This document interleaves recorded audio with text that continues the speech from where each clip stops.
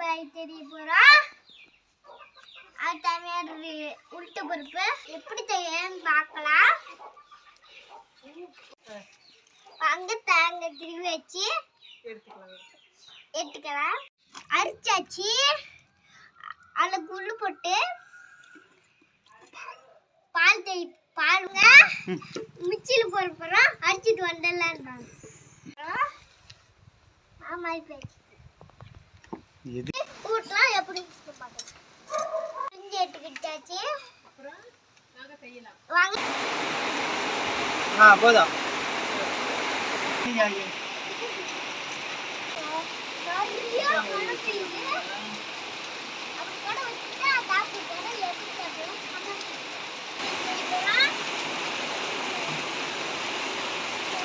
அப்புறம் போட்டுக்கலாம்.